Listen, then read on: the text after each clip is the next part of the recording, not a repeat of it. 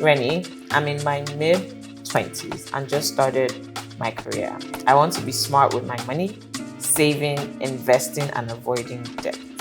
But I also care about building my personal brand and showing up well in my industry. Sometimes it feels like networking events, content creation, and looking polished costs money, and I should be saving. How do you decide when spending is an investment in your brand versus financial setback? Good question. This is a good question. I feel like...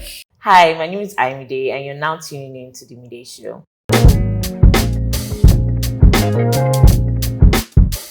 This is a home for bold moves, big dreams, and real conversations.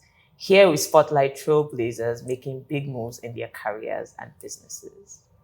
Today is all about content creation and branding, and our guest today is redefining both. She's a brilliant, excellent, and unapologetically real financial educator, known to her community as Reni The Resource. From her hit podcast, Don't Go Broke Trying, to followers of over 150,000, she educates people to invest, budget, and live financial savvy lives. She is proof that you can be financially savvy and soft life certified. Period. So join me as we welcome the excellent, the inspiring, and unstoppable Reni The Resource. My head is big after that intro. Thank you. Welcome. Thank you. How are you doing today? I'm good. How are you? Good. You look nice. Thank you, too. Oh, thanks, girl. Okay, so let's just go right into it. Okay. First of all, how did you get your name? Reni The Resource and Exo Reni.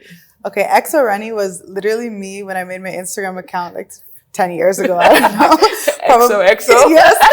Literally. Hugs and kisses. And my name Reni. That was how I made my name for that. Fair. And I just never changed it till this day. And then Reni The Resource, I feel like I'm just a resourceful person. And I was thinking about my branding for what I wanted to do. I didn't want to limit myself to just finance or just travel or anything. So I thought resource made sense because I'm sharing resources about any topic that I want to. So it didn't limit me. That's kind of how I thought of it. And the double R just like the alliteration. Right? Yeah. It worked. Yeah.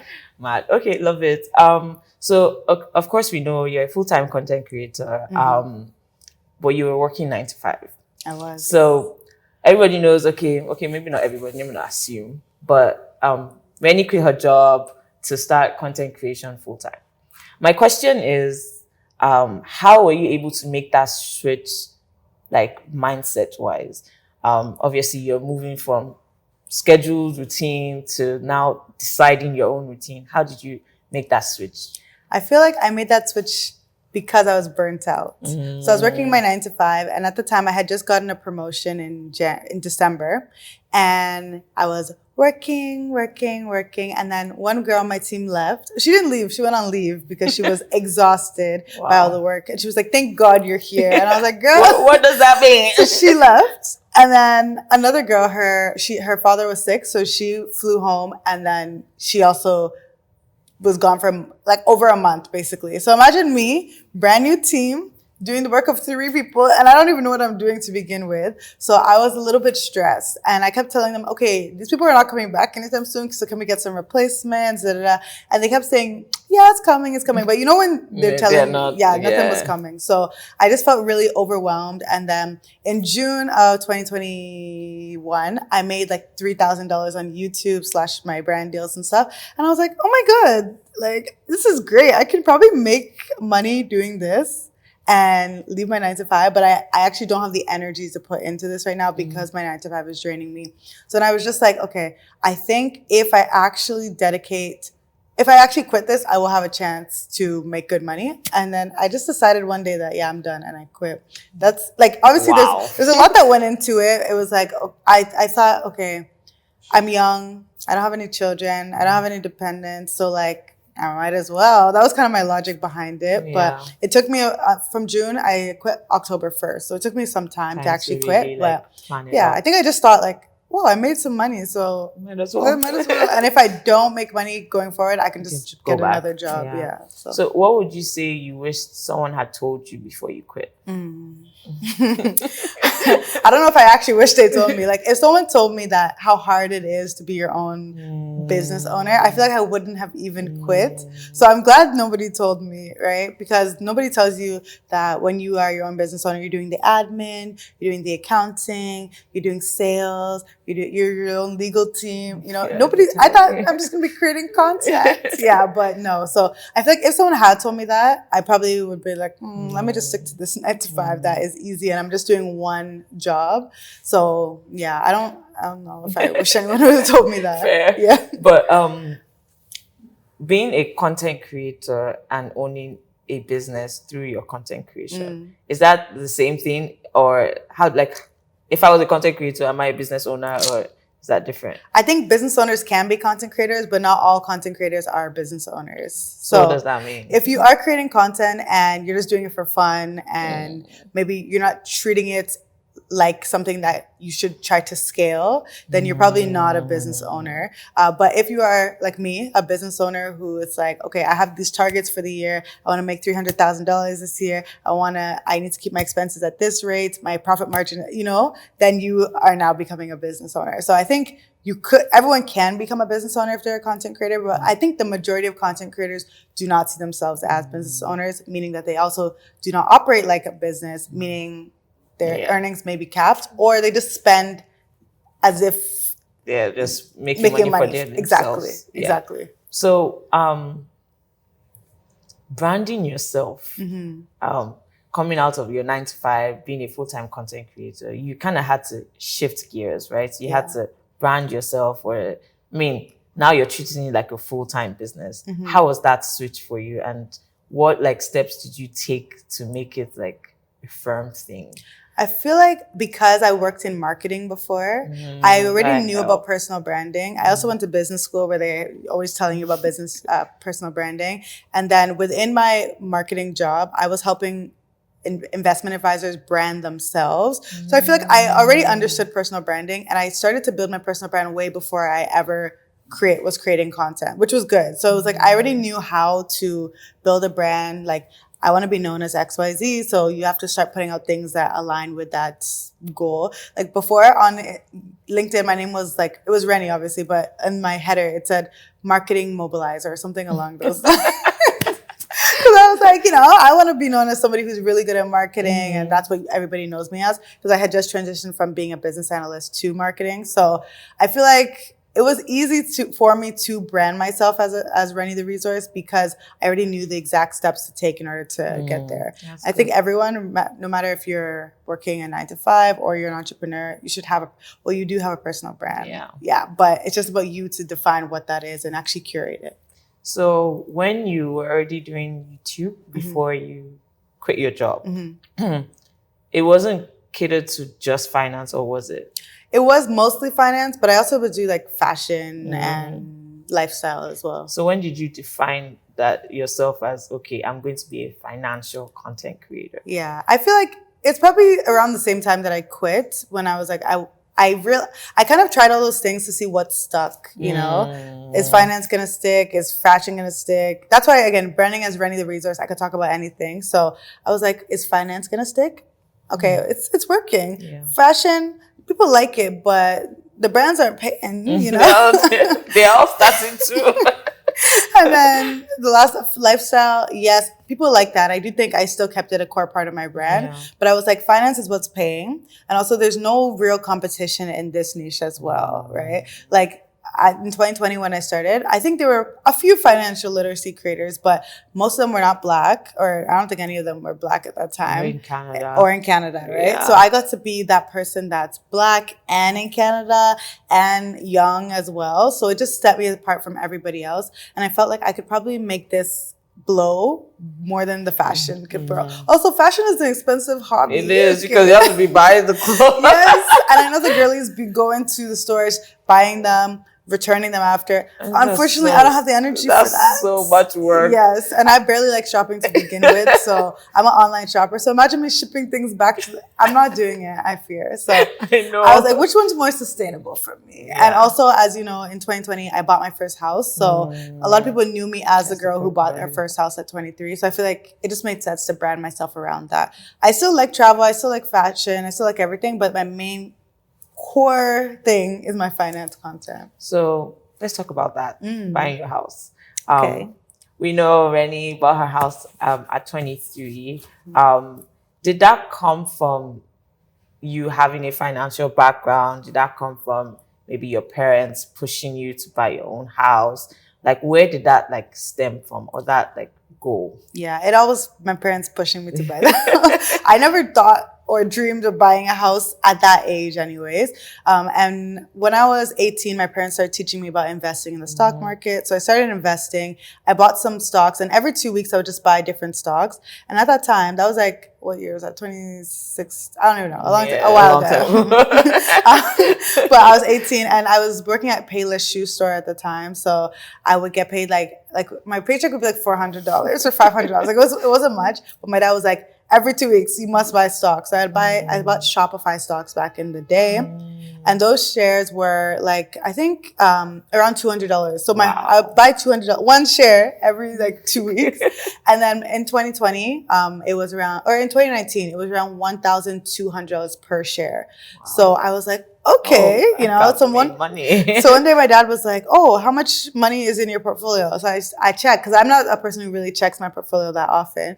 And it was $60,000. And my dad was like, okay, it's time to buy a house. And I was like, no. I was like, why would I be buying a house? My money. Exactly. I'm like, I like to see this money in my account. And he was like, no, like, you need to diversify your portfolio. You only have money in the stock market. You can always rebuild it to this amount. And I was like, yeah, no, I'm not doing that. But then he kept pushing and pushing. I was like, okay, fine. So he set me up with his realtor, and his realtor started sending me listings of different properties. I went to the bank, got my pre-approval and all that stuff. And they told me they would lend me, I think, probably $250,000 or $300,000 or something like that, because I wasn't making that much money. And I'm a single income person, right? So they told me they would lend me that much, and then we started going on we started seeing properties, and to be honest, I went on like 2 weekends, and I was like, I'm done. Like, this is so tiring. It's feeling like shopping. And these houses are ugly anyway. Yeah, I don't like them. I'm not living in them. Yes. And then the realtor, I think, messaged my dad and was like, I don't think your daughter's serious. So my dad was like, Reni, you're wasting this guy's time. Please take it seriously.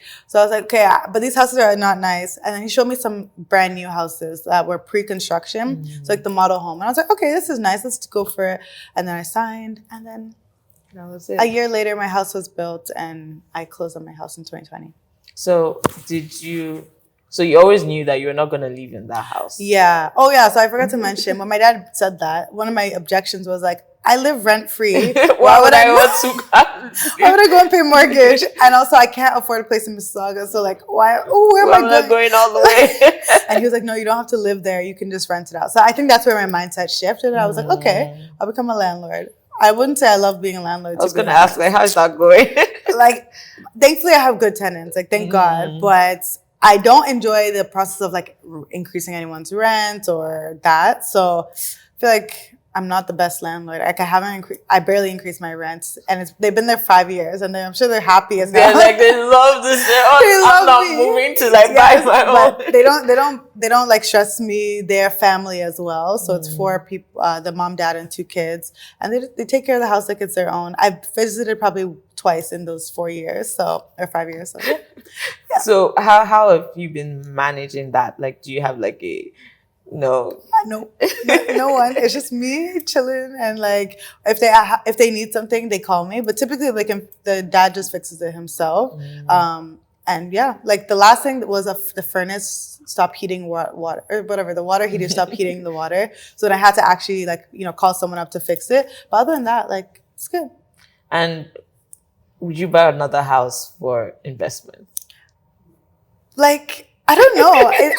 I don't see myself doing that. But maybe when I get married, if my partner wants to buy a house for investment, sure. I think the next house I would buy was likely for me to live in, not for an investment. Yeah. Maybe. We'll see. We'll see. Yeah. So you investing, I know you said your dad taught you investments or like investing in the stock market at 18. Mm-hmm. So when did you take those training wheels off? Like when were you like confident that, okay, I can be investing in the stock market fully? I feel like I started off by he taught me about bank stocks, so I started with those. And I feel like once I saw that it was safe and that my money was not decreasing because they're very safe stocks, then I was comfortable to just go by myself and start investing. But I'd say for real, maybe 2019, like right before I started teaching people is when I was fully like by myself. My dad so when I first started, my dad would actually message my sister and I every 2 weeks and be like, what have you invested in?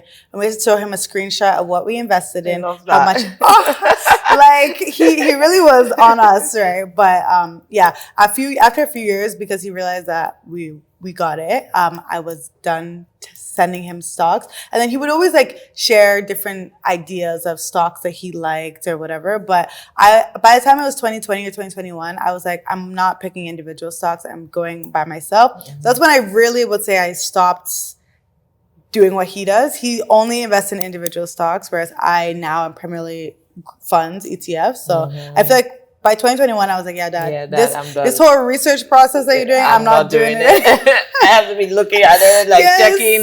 Yes, I was like, I want to be a lazy investor. I don't want to be doing all that. So, yeah. And in you doing that at 18, what, like, I don't know, was there platforms like Wealthsimple then? Like, what were you using to? I was using TD Direct Investing at the time. Yeah, okay. So there was no Wealthsimple. Wealthsimple, I think, came out in like 2019, 2020. Yeah, so, but I was using TD, and TD's great. I still love it to this day, but the only thing is it costs a bit more than the other platforms. So to trade, it's like $9.99 per trade. Yeah, so a bit expensive when you compare it to Wealthsimple, which is $0. $0. Yeah, so yeah, but I love both. I think TD has perks, like they have a lot of research on the platform. Wealthsimple doesn't have any research on their platform. So there are pros and cons, but yeah, that's what I was using at 18. So like just going back to content creation, you doing it, there's certain personality types that are more like, I guess, good for certain like aspect of content creation. Okay. Would you say like your personality type matched that, or you didn't like care about fitting into like a box? You just were yourself? I feel like actually any personality type can do well on social media. That's what I think. Because now that I've met so many content creators and very successful content creators, I actually think most content creators are introverted and they don't like people that much. Like they're to themselves. A lot of them are very socially awkward, and you wouldn't think that would be the person that would thrive on social media, but it works because you're in your room talking to your camera. You're not talking to actual humans. That's why you meet a lot of content creators in real life and you're like, you're weird. Yeah. It's giving. Yeah. So I feel like I'm not socially awkward. I'm very much I would say I'm an ambivert. Yeah. Like but maybe leaning more towards extroverted. But people say I don't know. What do you think I am? I think you're both. Yeah, exactly. I think you're reserved, but you can do well in social settings. Yeah, that's how I describe myself. Yeah. So I think I thrive as a content creator. Also because I am someone who creates content for fun, whether I'm posting it or not. Like I would just record videos and do it all for fun. But yeah, I actually think the most successful content creators I've met, they're all socially awkward. Like every single one of them. That's very interesting. I know, it's weird, but it makes sense when you think about it. When you're not talking, but I mean, they will end up in speaking engagements. So. But they don't. That's the thing. Because they're successful, they don't do speaking engagements, but they only do their like behind the scenes camera stuff. Smart. Yeah. But me, like I do speaking engagements. That's why I feel like it has allowed me to flourish, because maybe I don't have the largest audience, but I have lots of other things I can do. I can do one-on-one coaching with people. I can do speaking engagements. And it's because I have the personality to do all of that. Yeah, a lot of people can't do one-on-one coaching. Even me. I don't even know. How are your one-on-one coachings? They're good. But like sometimes I'm frustrated because you should be getting this, but you're not getting it.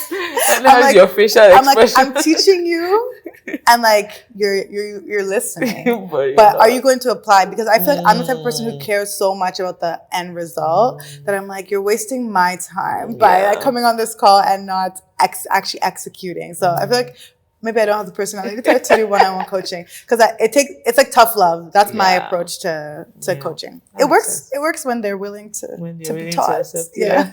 So how did you know it was time to diversify your business? Like, when did you see that, okay, you're doing content creation, but now I want to add this element or this element to my business? Yeah. When- I think it was only after I went full time and I was like, okay, I need money, you know? Like, I can't just rely on brand deals, because although brand deals are great, and to be honest, I can charge $10,000 for a reel. So like, the brand deals are great, but it doesn't mean you'll get a brand deal every month, right? Yeah, So so it's yes, not I make 10,000, 20,000, 30,000 this month. What if I make 2,000 next month? So that's why I was like, I need to diversify away from just this one source of income.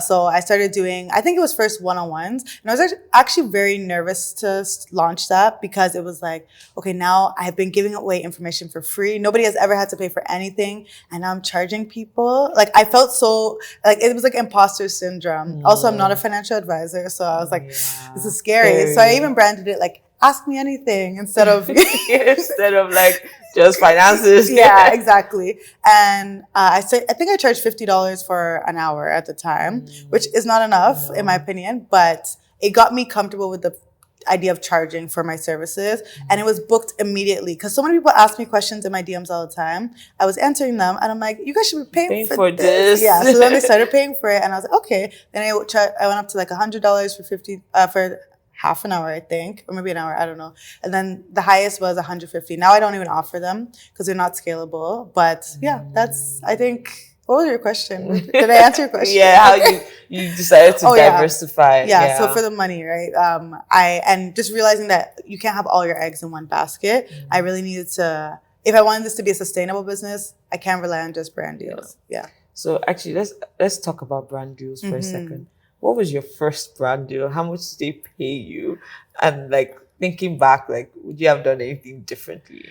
What is my first brand deal? I think it was with a company called, oh my God, my brain. I don't remember the company's name. Fine. But they were what would you call it?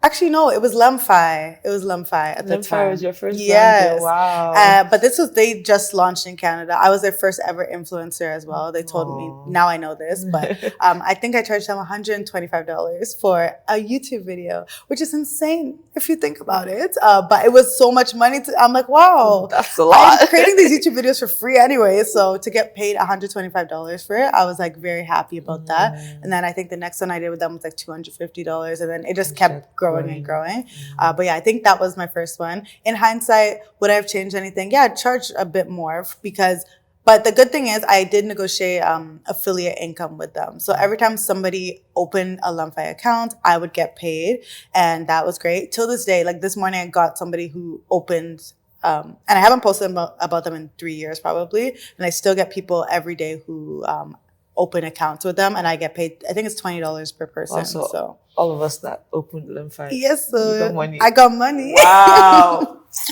I love that. That was actually very smart that you did that. Yeah. So I think that was the good thing that I negotiated. But I think you should definitely charge a good base amount, because affiliate income isn't guaranteed. So imagine nobody signed up. I just charged them and then $125. the business ends. Yeah. Yeah, exactly. So yeah, that was my first brand deal. But even before that, I made money from AdSense from YouTube, right? So because I monetized my channel, I was in the YouTube partner program. I made my first $100 in September. I started my channel in May, and I made my first $100 in September. Good. And I was like, oh wow, That's like, amazing. that was the best $100 to this day. It's the best $100 that I've ever made, and it was like proof to myself that I could actually do this. So yeah. And then I also made money from affiliate income. So I guess I diversified even earlier. But affiliate income, because I tried EQ Bank at the time for the first time. And I was like, this is so good. There are no fees to open a bank account. Why is anyone paying for a bank account? So I started talking about that. Not that they're paying me to talk about it, but then I think they pay $70 per person who signs up or something crazy like that. So that was another source of income for me. So do you still make money from I there? still make money every single month. Yeah. EQ, all of us that opened EQ. Yes, and once a year I still make a video about EQ. When I compare the top high interest savings accounts in Canada, I just make one video a year and I get paid every single month since I love that. Yeah. I love that. That's very smart. How do you negotiate brand deals? Like, is there like certain things you need to let them know? Like, are you thinking of like timelines of like the videos that you do? What exactly? Like, how do you negotiate brand deals? I think negotiating brand deals is an art, you know? It's a skill set. Yes, and you learn as you go. Like that $125 I charge, I could never charge it now, right? And but I didn't know that at the time. At the beginning, I kind of like threw out a number and saw, and I was like, let's see if it sticks, right? Or I would ask other people who are in the niche and then see what they would charge for like a reel or a YouTube video. I think when you are charging, you have to think of a few things. You first have to think of the brand. Like if I'm working with a small business, I cannot charge the same as if I'm working with a big bank, right? So I charge banks or big companies a lot more, multinational companies a lot more. Also, what are the deliverables that they're asking you for? So if someone's asking you for a reel, it's a lot different than if they're asking you for a 10-minute YouTube video, right? So I think that differs. But even then, I charge more for my reels now than my YouTube videos because I have lots more engagement on my Instagram. Yeah, the third thing would just be your engagement as well. Like your engagement makes a big difference. I can charge as much as people who have 100,000 followers, and it's because my engagement is probably better than those people with 100,000 followers. So I would say those are a few things that I take into consideration. But at the beginning, like I remember this bank came to me and I was like, okay, I'm going to charge them, I think it was $500 per video and they wanted 3 reels. So they asked me for my rate. I said $500 per video. And this is when I first quit. So it was $1,500. I was like, okay, that's pretty good. Yeah, pretty good. I can live off that for a bit. And then this guy, this person, you know, those content creators who post like, this is how much I made this month, or this is how much I charged for a reel. So this girl posted that, I think she charged like 5K or 10K or something like that for a reel. And I was like, wow, this is so inspirational. I shared it on my story. I was like, this is what I am to be. And this girl responded to me and she was like, what are you talking about? You should be charging, I think she told me 5,000 per reel. And I was like, 5,000 per reel? And I'm charging 500. And she's like, yeah, you have great engagement. You are in a niche and you're black. She told me you're black and like they don't have black content creators in finance as well. So she was telling me all of these different things. And I was like, okay. So that brand ghosted me, but they came back a few months later. And I told them my rate is, I think I said $5,000 per right? That's an extra zero. Was that a mistake? And the girl responded saying, she screenshotted my first message a few months ago. And she was like, basically what happened? What's the difference? And I was like, oh, I have management now. My management said that this is a rate, and they paid me that rate. Wow. Yeah. Imagine like if you stayed in 500 versus like. Yeah. I think she paid me a little bit. I think it came up to 12K for all 3 videos. But anyways, I was happy, you know, and that sets a new bar for me. Like, okay, now that means I can charge X number of dollars per reel. And then I just kept increasing and increasing and increasing. And they always say yes. Like 90% of the time they say yes. So I kind of learned to just shoot my shot and go from there. Yeah. But I still do not enjoy the process of negotiating. At one point, I even like pretended to have a virtual assistant. Now I actually have a virtual assistant, but at that time I would like say, this is Amanda, you know, or something. Not Amanda.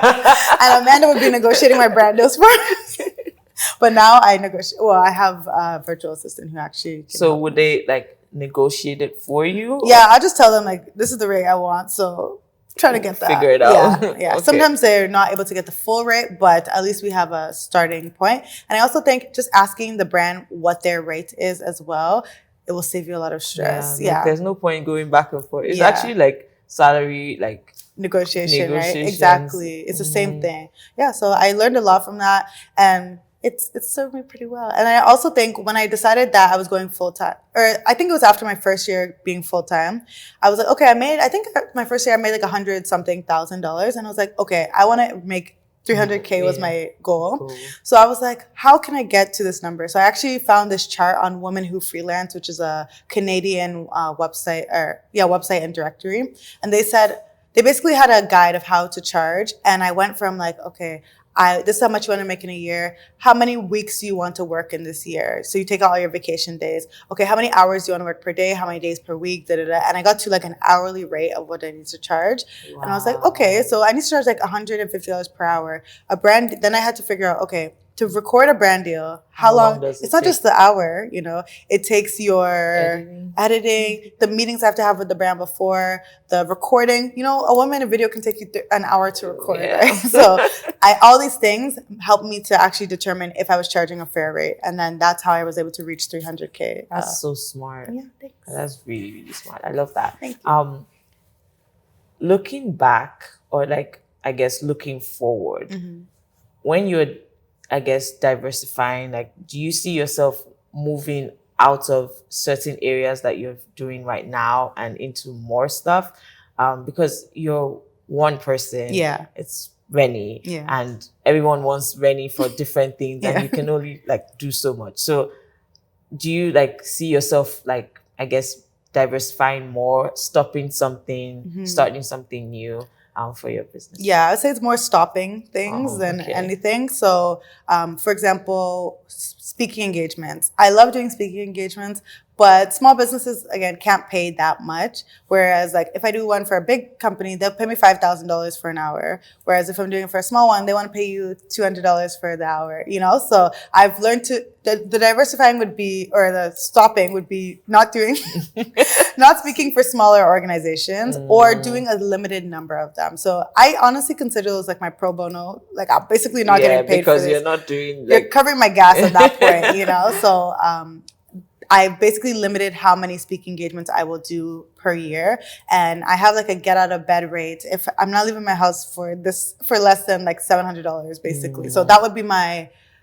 diversifying. Also, my accountability group. I'm doubling down on my accountability group. So this year I changed. No, like I'm going more into. You're going more. We're going deeper. Last year, like I used to charge an annual rate, and there was a set number of people who could join for the year, and that was it. So I would launch, I would sell out, and then last year I think it was like maybe 30K that I made in like a day or two, because you know I sell out my accountability group for the year. But that means I can't add anybody in. This year I've changed where it's like anybody can join at any time. You can catch up on the not episodes, but the content that you've missed so far, the lessons that you've missed so far. And it's an annual membership. So you can also leave at any time that you want. So I think it's $44 a month, which is the equivalent of, you know, an Uber Eats or something. Yeah. But I have now like 180 people in the group. And it's been really good. I think we've made over 100 or 70K this year so far. So it's working. But just doubling down on my marketing efforts. I don't market it at all, which is bad.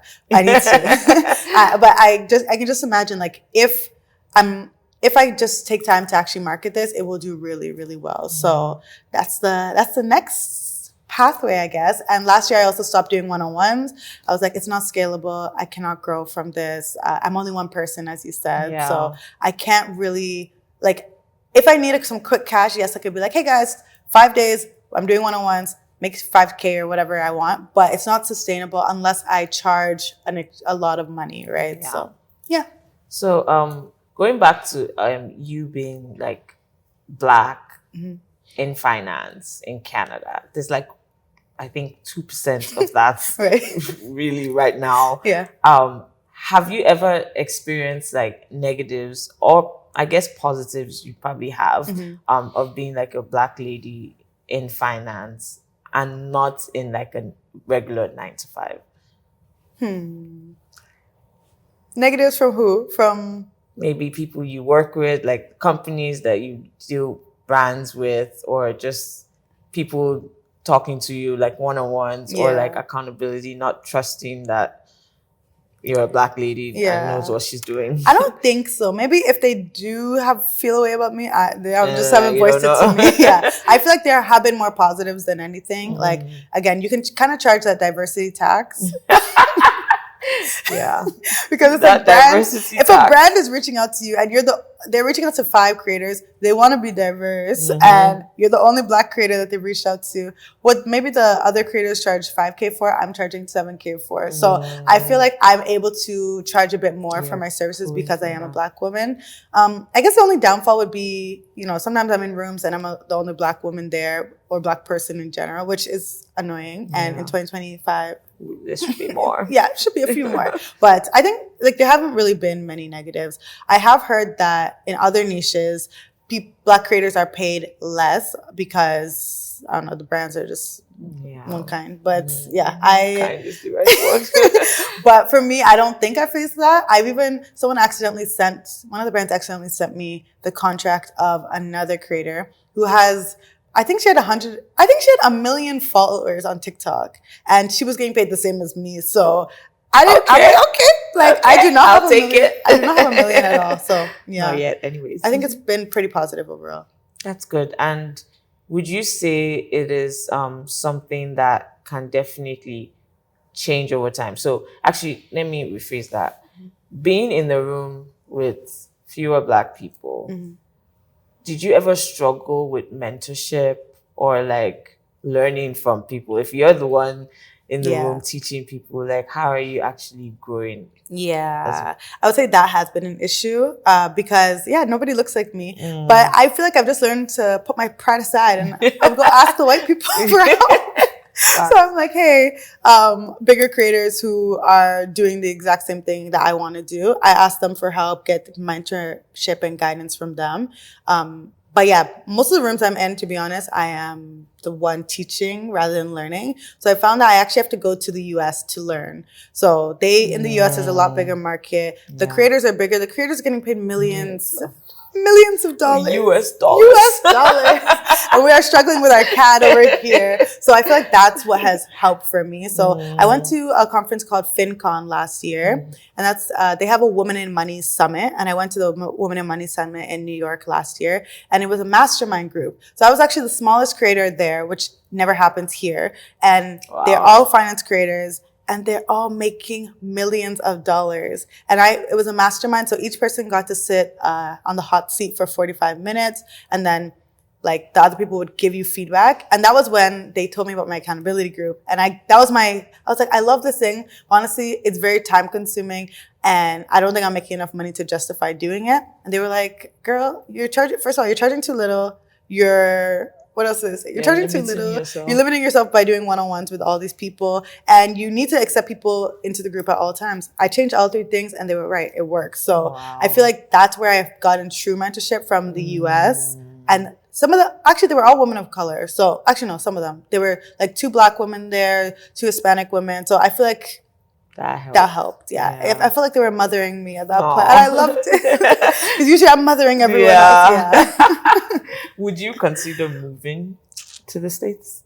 I'm not opposed to it, to be honest. Yeah. But again, that would be me rebuilding my entire following again. Because I have like 20% of my audience in the US. But yeah, but I think I could do really well. Like, I don't doubt that I could do well. It would just be a learning curve. Yeah. But I'm not opposed to it. If the right opportunity comes along. Yeah. Okay. My next question is about your voice. Okay. My voice? Well, not your voice, not your singing voice. Your voice in terms of how did you feel confident? I guess when you had your first speaking engagement, for example, and I know you spoke about imposter syndrome earlier, how were you able to confidently be like, okay, I can take this and I can actually speak to these people and like teach them what I know? My first speaking engagement was, I don't even remember what the topic was, but it wasn't finance related. So I feel like that helped. It was just like maybe personal branding or something. Something I felt very confident in speaking about anyways. And they paid me $50 for 15 minutes. And I was so happy. Wow. Because, that's a lot. Like, if you think about it on a per hour basis, I was like, 15 minutes? Yeah, I remember texting Makita and I was like, girl, like, we've hit the big league, basically. And I think, again, the way I felt confident to speak about it was because it was a topic that I was already comfortable with before people started asking me about finance. Also, for my first finance one, I don't think I did feel confident, but I was like, we're going to feel the fear and we're going to do it regardless. I spoke at it was ARM, which is a asset management company in Nigeria, and they hired me to speak there. And I brought my dad on. And I feel like my dad has been my comfort person, basically, where I'm like, okay, I think I can talk about this thing, but I'm not 100% sure. So dad come along with me, and thankfully he's always obliged. But yeah. And did they like have objections about that? Like any No, they extra were more than happy to have him because, he's a Nigerian dad. So And everybody's like, let me listen to a Nigerian And I also dad. think the first few speaking engagements, I was speaking to young people. So it's easier to speak to like a bunch of kids about money than it is to speak to adults because the kids usually, they may judge you, but whatever. Who cares if they judge about you? that? Yeah. Okay, so Don't Go Book Trying was a podcast that came out after like maybe a couple years of you doing content creation full time.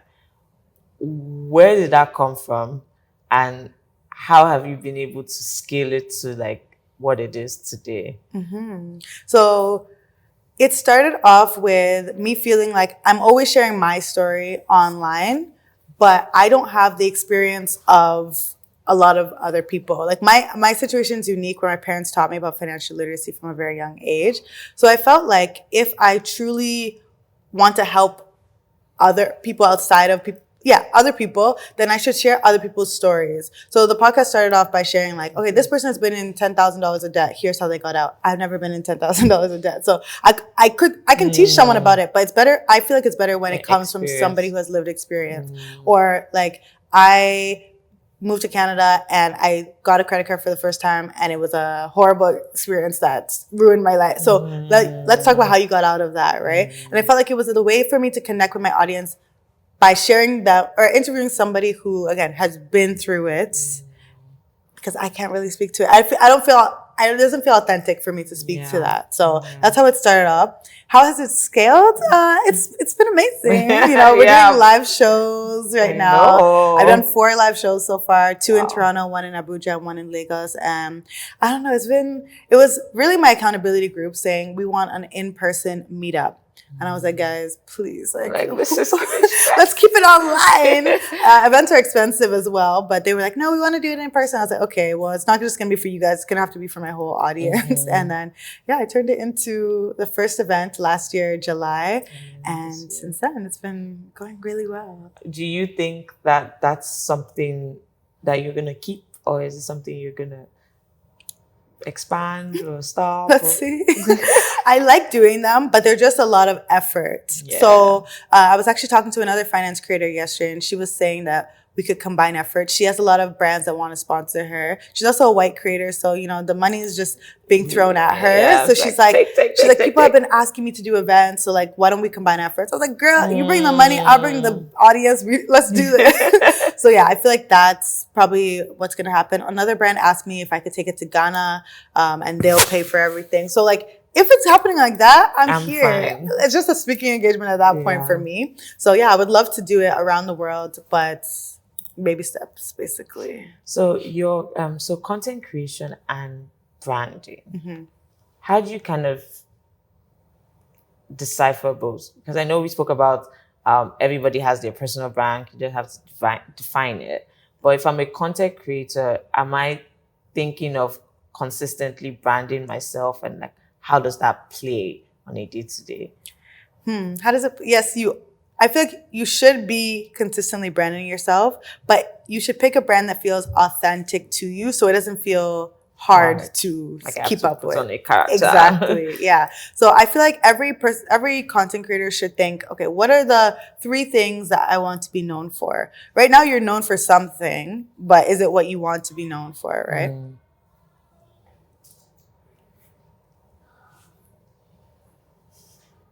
Okay. Yeah. So I think every content creator is known for something, but you have to ask yourself, is this what I really want to be known for? If not, then you have the ability to change that. So think of the top 3 things that you want to be known for. And then those will become your like content pillars. So for me, it's financial literacy, obviously. And even under that financial literacy, I have pillars. Like I'm not doing like crypto content or anything. I'm big on investing in the stock market, budgeting, and also like value-based spending. So enjoying your life as you make money. So those would be like my pillars. Soft life, yeah, as you said in the intro. And then I have, my fashion content. I don't really do as much anymore, but I would say travel would be my second pillar. And again, I kind of weave those two together where it's travel, but here's how much I spent on this trip, or here's how to save money on this thing, like I did yesterday, and people were dragging everyone. They're like, yeah. But yeah, so I would say those are. I would say you have to think of what your top 3 pillars are, and then your content should flow from there. And I always tell people, when you start off, don't just pick pillars that you can't actually stick with. Think of 50 ideas under each pillar. If you can't think of 50 ideas, you won't be able to keep it for the long run. So think of at least 50 ideas. The good thing is now we have ChatGPT, we have other AI softwares that can literally think of those ideas for you. So yeah, that's what I would say. Like, you want to continuously brand yourself or keep up with the brand that you've created. So make sure it's authentic to you. Make sure you have enough content that you can actually post about those things. And also remember, it lives not just online, but also in real life. So as I said earlier, when you meet those content creators and you're like, you're completely different than you are online.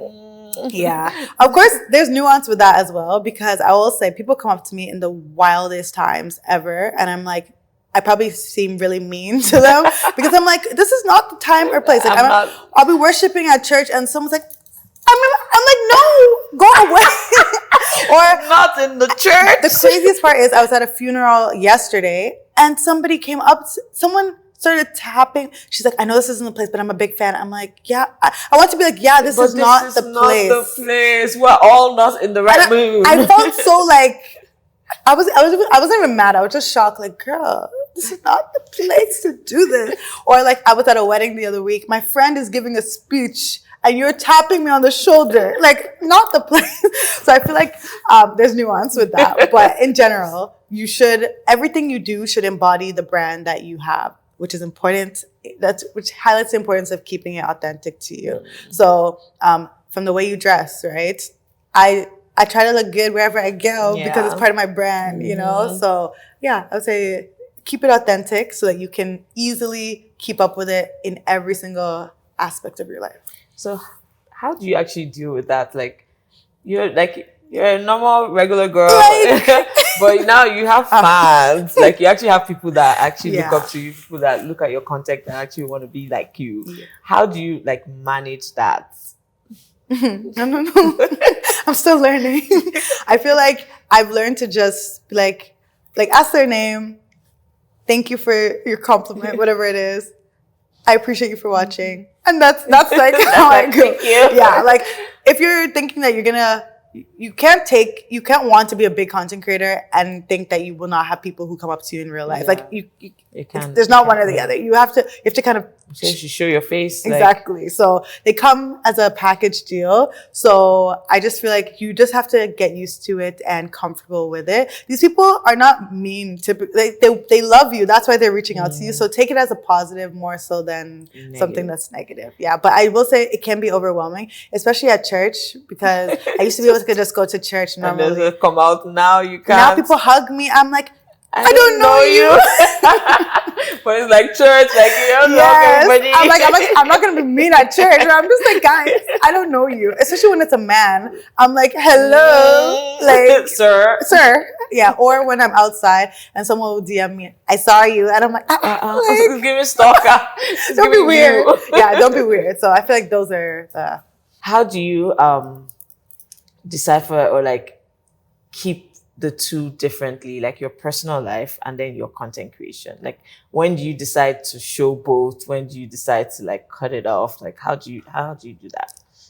I feel like I just don't share what's really. Do you know Any Given Sunday? She's a content creator. She was basically saying that she doesn't share what she does not want to be criticized, basically. Like, if you put something online, you're opening it up for critique. So I feel like I take that same approach. If there's something that's really dear to me and I don't care for your opinion on it, I just simply won't post it online. For example, like a relationship. People want to know. They want to know. But like a relationship, or I think like for the most part, or like close family. Obviously, you see my dad online all the time, but like personal things with my family, I'm not showing my friends. Like I show them every once in a while, but like they're very dear to me. I don't care for your opinions on them. So I think that's how I've kind of figured out the balance. Like what is extremely dear to me that I just don't care for your opinion on, that I'm not showing. But I don't know why people have a hard time doing that, because I'm known for, or maybe it's because they do lifestyle content. Yeah, lifestyle is a bit that's different. Why. Yeah, I don't do lifestyle, so no one should expect. Well, I do, but like travel lifestyle. Yeah. So you shouldn't expect to see my man on social media. Yeah, like, well, I mean, except you're traveling with him. Yeah, no, even though. So let's actually talk about your traveling. Yes. How do you travel and don't go broke traveling? Because I feel like that's the hack that a lot of us don't know how to hack. Yeah. I feel it's all about budgeting, which everyone hates to hear. They feel like budgeting is restrictive. But for me, budgeting is just telling your money where to go instead of wondering where it went every month. So what I do is I have a travel fund, and I've had that travel fund for the past, 6-7 years. And every month, money goes into, every time I get paid, actually, I have a set amount that's automated into that account. Because it's important to you. Exactly. Yeah. And I feel like if you look at your bank statement, we see what's important to you. Uber Eats is important to you. You know? Yeah, like Uber rides are important to you. I get it, but I personally, like, I love clothes, but they're actually not that important to me at this stage in my life. So my money is primarily for travel and for investing in the stock market. And those are the main, like if you look at my budget, that's where all my money is going. So if I look at how much I have, $500 a month, okay, this $500 is going straight towards my travel because excess money that I have, instead of, blowing it on concerts. And so I just don't care about those things. So that's where I go. I'm not saying you should not care about those things. It's just about what your priorities are. Yeah. So I think that's the first key. And then also there are lots of hacks to travel for cheaper. For example, Next Departure is a website that I'm subscribed to. They have a good newsletter, and every other day they're sending out deals to us where they are saying, okay, you can get a flight to Portugal. I went to Portugal for $600 round trip, which is pretty much unheard of. I've been to Antigua for $300 round trip. I've been to Brazil for $200 round trip. So there are deals, but of course you have to have some flexibility in your schedule. Your time. Yeah. But I feel like there are ways to travel cheaper. I'm gonna say I'm a budget traveler, but anywhere I can save money, I will. The hotel, I'm sorry, I'm not saving. I'm not going to any dingy looking place. I'm not staying in a hostel to save money. Unfortunately, I did that once and I would never do it again. I actually did a hostel in Amsterdam, and it was actually not bad. I feel like European hostels may be different. I was in Asia and I was like, I will never do this again in my life. I had a horrible experience. I'm also a light sleeper, so having people in the same room as me is just a no-no. So yeah, but I feel like I try to save on the flights and everything else. So did your love for traveling start when your content creation started? How did your love for traveling come about? How did you know, okay, I actually like this travel thing? So I started traveling. My parents we lived in England when I was born. So it's cheap to travel around Europe. So again, I was a child. I don't really remember that. But my dad used to work in Milan while we lived in London. So we would go there all the time. So I feel like that's where my love for travel probably started. Probably. And then when we moved here, they were like, it's the ghetto. This place is expensive. You can't really travel for, 50 pounds or anything like that. So we instead we would do once a year, going somewhere every year. Usually they would go to Nigeria without us. They would just leave us here and then go to Nigeria. And then we started going on cruises when I was maybe in high school, I think. So we started going on cruises, which is a good way to go to 4 countries without spending a lot of money. And especially when you book cruises early, they can be very, very affordable. So that's what we would do. But the real thing was when I went to university. I went on exchange and I went too. Really? Yeah. Where did you go? I went to Paris. I feel like everybody goes to Europe, right? That's the thing to do, which makes sense. But me, where did you go? I was like, I'm not going to Europe because I can go to Europe anytime. That was my logic. So I went to Thailand. Oh my gosh. Yeah, for 5 months. I went and lived in Thailand. Were they speaking like what language were they speaking? How were you So understanding? they speak Thai in Thailand, and I actually learned a lot of Thai while I was there. Of course, now I've lost most of it, but I learned Thai because I had to get around. Although, if you're in the tourist areas, a lot of people do speak English, and we went to a school that they actually taught everyone in English as well. Yeah, So same. I was fine with it when it came to school. And yeah, I was there for 5 months, and while I was there, I made my schedule so that I had 3 days of class. So Yeah, like I think same. Tuesday, Wednesday, Thursday, or something. And then the We would rest. travel from Friday to Monday or even Thursday night to Monday or Tuesday. Wow, so you went to a lot of like places. I went to Malaysia, Singapore, Myanmar, Vietnam, and a bunch of I think Hong Kong, a bunch of places. Wow. And that really was where my love for travel personally started. Like, of course, I always traveled once a year, but this was like me actually you actively choosing to travel. Were your parents scared? You went to Asia by yourself? If it was up to my mom, I would not have gone. But thankfully, my dad, shout out to that man, because he was like, she's going. This is a once in a lifetime opportunity. Because again, when are you going to be in Asia for 5 months? It's just not happening. So I went, and then for my parents came to visit me because again, they were scared. So in February, I left in January. They came to visit me in February. Quick. Yes, they came to visit me in February, and the week that they came to visit me, all my friends went to Vietnam, and I really wanted to go to Vietnam. So I was like, oh, okay, that means I have to go solo. Yeah. So I went. So in May, but right before I left, I took a solo trip to Vietnam. I was honestly scared. I was extremely scared. But that was your first, it wasn't really your first. Yeah, but it felt like my first solo trip, because at least when I was going to Thailand, it was like I didn't know anyone, but I was with other students. Yeah. And I had 2 roommates as well. So we traveled together the whole time. Whereas this was my first solo trip. And I was like, okay, let's do this. And I went on a solo trip to Vietnam. That's when I stayed in the hostel, never again.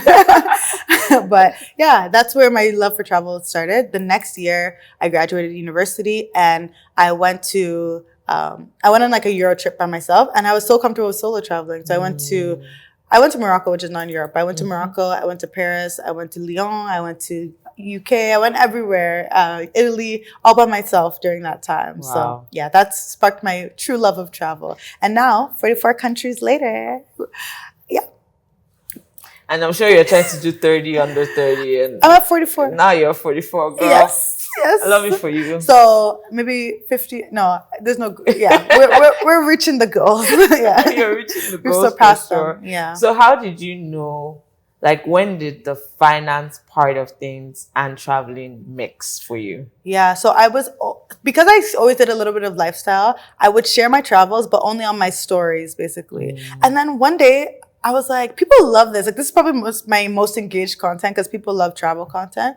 So I was like, I should be getting paid to travel. That was my logic. I was like, I'm getting paid for all these brand deals, but then when I travel, I'm not getting paid for this. I'm just sharing for fun. So I was like, I should actually start getting paid for this. So then I started to post it on my feed as well. And I started posting, hey guys, I made an introductory post. Hey guys, I'm now posting travel and finance content. I think this was 2023. And then a brand instantly reached out to me. Like, a bunch of brands reached out to me, and Aeroplan was one of those brands. And I've worked with them ever since. Till this day, I still work with them. And yeah, it's been pretty sweet. Like, I'm getting paid to travel, which is the goal. And when I was a kid, I actually said one day I'm going to get paid to travel. So it all came full circle. Wow, look at that, full circle. Yeah. And it sounds like you have some sort of rubric that you use to figure out life and know exactly, okay, I think I need to start doing this. And because we know time is such of an important part. Like, if you miss the timing, you might not hit the way it needs to. So how do you know when to expand on certain things, when to start certain things? I don't know if I have a rubric. I feel like I grew up with parents who are entrepreneurs. They're lawyers, but they have their own law firm. And I saw my dad start a bunch of different businesses. Your dad is a lawyer? Both of them, yeah. Wow. Both of my parents, yeah. So they're lawyers. And I just saw them start businesses and stop businesses and try again. So I feel like I just have the mindset that I should just try things. And if they don't work out, well, move on to the next thing. Yeah. So I feel like that's more of my rubric. It's just you only live once. Try it out. If it works, it works. If it doesn't, it's not the end of the world. Whereas I think most people see it as a failure and then they never try again. Me, You've known me for a while. We've done season 3. So we've done many. this. I've done so many different businesses, and some have worked, some have not. This one obviously is the one that has really so worked. stuck. Yeah. So yeah, I feel like I just don't have that fear of failure, which is amazing. I'm so grateful for my parents for like instilling that in me. So you looking forward, when you become a parent, what are certain like things that you would instill in your kids, like when it comes to finance, life in general, like I guess learning from your own parents? So first thing would be the love of travel. Yeah. So like exposing them to other cultures. Cause I think I grew up here, right? I moved here when I was 4 years old. So I feel like I was exposed to lots of different cultures from a very early age, which made me more open-minded and accepting of people. And then obviously traveling to different countries, I feel like it just expands your worldview. Like I grew up eating Indian food at the age of like 6. My neighbor's Indian and we grew up together. So I feel like I have a broad worldview, which I think is important for children, and showing them different cultures and things is important. When it comes to money, I feel like I want to instill the belief that they can do anything that they want, but they need money in order to do that. So not making money the end all be all, but just letting them know that. Like my mom let me know, see these vacations you're going on? It costs money. Yes. And she let me know from very she was like, because I think I wanted to be a teacher at one point. She was like, it doesn't pay. You want to travel, you want to teach. Yeah, she's like, yes, you'll get lots of vacation time, but you won't have the money to be able to travel. So no shade to teachers. I love you. I would say I am kind of like a teacher at this point. But I think explaining, being like very logical with my children as well, because my parents were very logical with me. I also think affirmations would be very important. My dad is affirmation king. You're so smart. You're so beautiful. You can do anything you achieve. I'm so proud of you. Like he is the affirmation king. So I feel like that equipped me to have a big head and think that I can do anything. Can do anything. Literally anything. And I think see my mom also. Nigerian Yoruba moms, they're very, I'm so fine. I'm a fine babe. Yeah, I feel like I got that as well. So I think I will equip my children with the knowledge that they can do anything that they ever set their mind to. And I think, of course, our parents grew up or moved here with they kind of had to survive. It wasn't thriving. And they allowed me to pursue my passions and thrive. So I feel like now my kids should be even greater than me. Like my ceiling should be their floor, right? So that's kind of what I hope to equip them with. When it comes to like finances specifically, I think I'll take a similar approach to my parents, giving my kids an allowance from a very early age, teaching them age appropriate things. Like I was with Makita's children the other day and I was teaching them about money. They're 3 and 4. And of course they can't learn. I'm not teaching them about TFSAs or anything, but I gave them like paper money. They had to identify each one. Like, that she's homeschooling them. So I did a lesson for them and I was like, I like this. I was like, this is very cool. So I can't wait for when I have children to be able to teach them similar things as well. I love it. So like in line with finance, let's talk about debt. I mean, obviously you have all of these opportunities to meet people that are definitely going through like different financial struggles. Obviously, I don't know if you've ever been in debt, but being someone, that hasn't, how are you able to fully like equip somebody or educate someone on like debt management or to go out of debt? Yeah, I feel like this has been a learning curve. Like definitely when I first started my content creation journey and like teaching people one-on-one, I was giving the logical advice. Like I learned this from a book or from the research I've done. Here's what you should do. But it doesn't work in practice. So I feel like I have had to basically, from doing, I have learned how to help people. And what I typically find is there are usually two issues. One, we have a spending problem. And that spending problem can look like the things I've seen. You're spending $600 a month on Uber Eats when you have credit card debt. Like, please, those are the types of things that I've seen. Or you have an income problem where it's like, you're not actually spending that much, but your income literally cannot cover your bills. Yeah. And if one emergency happens, you are done for, right? Yeah. So I have to first sit with them, identify, like go through their spending for the past 3 months. That's what I like to do. And then actually identify what kind of problem we have. Some people have a spending problem, but not like they're spending frivolously. They're giving to people like in their village back home. Like I met one person giving $1,500 a month to people in Nigeria. And I'm like, I understand. I actually understand wanting to help, but you are not helping because this is not your money. You're actually you're in credit card debt. So you're actually at a deficit every month, and it doesn't make any sense, and you're hustling backwards. I think sometimes people just need you to hold their hand and sit with them and identify where the gaps are. And it's very confronting. It's a very confronting exercise to look at your bank statements for the past 3 months and see where you've been spending your money. Because as I said earlier, it shows what you truly value. Yes, you value giving to people, but it should not be at the expense of your own financial future. So I would say that's how I've learned. And it's been a learning process. Like I'm sure the first few people were like, this girl did not help me at all. But now I've been able to like use more the emotional side and the psychology of money as well. Because money is very emotional. It's not just logical. So I've had to learn that. I took a course called Trauma of Money as well. So I also learned a lot from that. So I feel like that's how I've been able to do it. Yeah. That's smart. Last question. What would you tell 10-year-old Reni? Now. About anything. Anything. You're a star, girl. I would tell her that just I would just say keep going. You're going to achieve all your goals and all your dreams, and you're on the right path. Like, no notes. No notes. You're doing well. Keep going. Don't date that boy, though. Okay. That's what I'd say. Okay. We do have 2 audience questions. Okay. And then we have a game that will play later. Okay. The first question is, Reni, I'm in my mid-20s and just started my career. I want to be smart with my money, saving, investing, and avoiding debt. But I also care about building my personal brand and showing up well in my industry. Sometimes it feels like networking events, content creation, and looking polished costs money, and I should be saving. How do you decide when spending is an investment in your brand versus financial setback? Good question. This is a good question.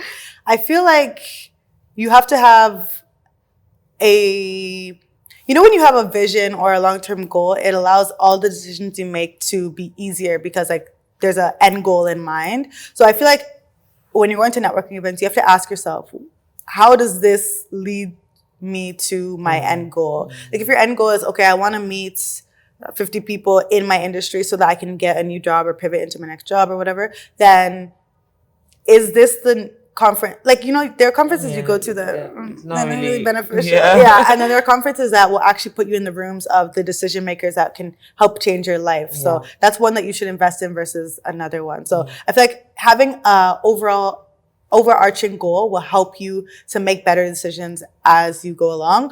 Also, setting a professional development budget or a personal branding budget or whatever you want to call it will be very helpful. So it's similar to our travel fund. What do you value? Set that money aside every month. Okay, I have $100 a month that I can put towards this goal. That's what I call a sinking fund.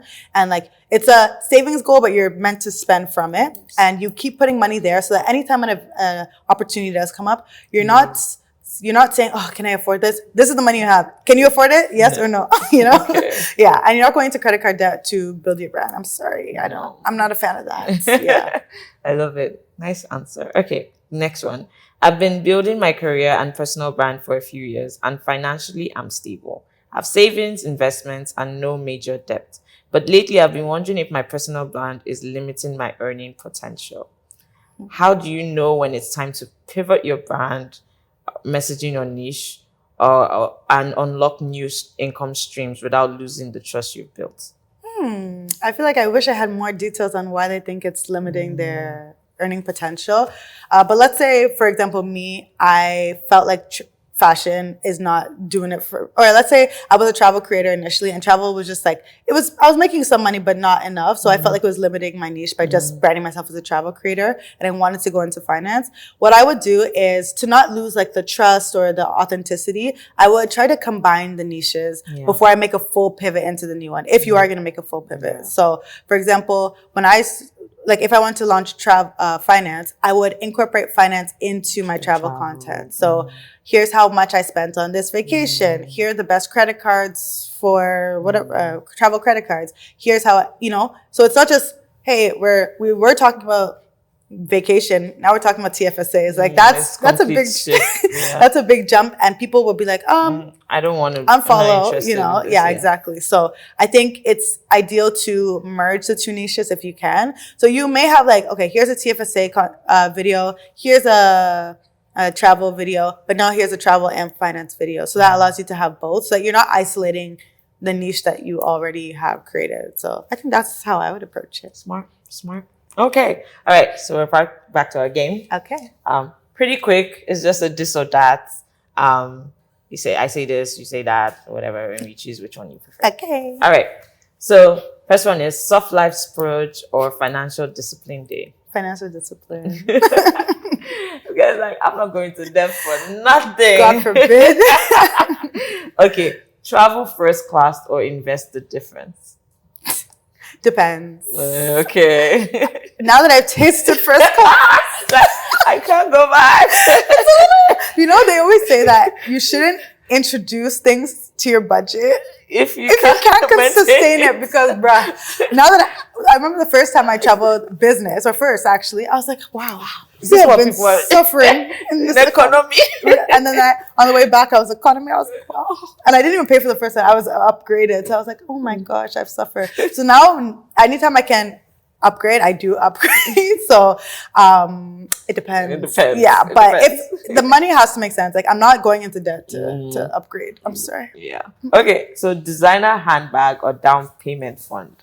Down payment fund. I don't want any designer handbag. So smart. Okay. 1 million loyal followers or $1 million in the bank? So, I was gonna say dollars, but the million followers could get you the dollars quicker. Yeah. Well, not quicker, but like it'll get you more than $1 million actually. So actually, I don't know. No, okay. If it's me now, talking to myself now, I'm going for the $1 million because I'm going to make $1 million from my existing following. So I don't need it to skyrocket to $1 million. Okay. Post once a week with perfect content or post daily with raw, authentic moments. Daily, I would say. Yeah, because people don't actually care about the perfection. Yeah. And I would say some of my videos that I've done the best are me just pick up my phone, yap to the camera, and put it down. So I would say we overhype perfection. It's a myth. Yeah. Overhype perfection. Is that for you? Is that a message for you? Oh, deep. Oh, gosh. Okay. Last one. Retire at 40 and disappear quietly, or work until 60 but be an icon in your field. Retire. I'm retiring. I am to retire at 40. I do. So love it. And I'd love to, disappear from the internet. Y'all not going to see me no more. Just like, yes.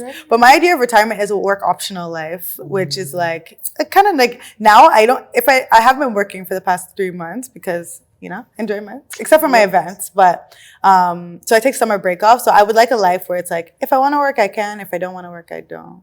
And 40 would be a great age to do it. Yeah. Even 30, earlier. Yeah. Oh, 30. Next year. Next year? Yeah. Okay. Cool. Well, thank you so much for coming on here. It was really an honor. It was amazing. Make sure you know that perfection is not all be all. That's me. That's a word for you. Thank you so much for watching. Make sure you like, subscribe, and share.